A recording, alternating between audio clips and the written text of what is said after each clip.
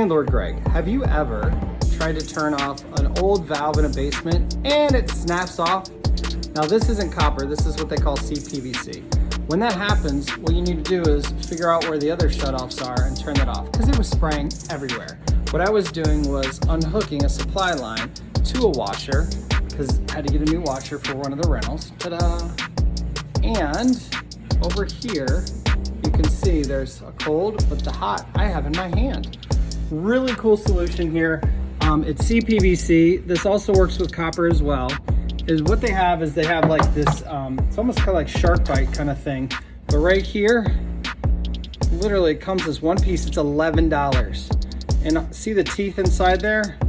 When I shove the CPVC into there, that theoretically, and I've never done this before, that should like make it watertight. So we're gonna find out if it does. If not, you're gonna see me soaking wet in the next clip. And I'm dry. So this was incredible, $11. This would have cost at least $175. $100 to have the plumber come out.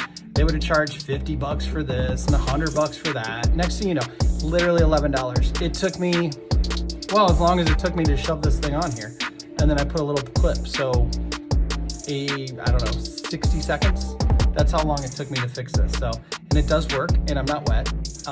So one hammer, amazing, wanted to share.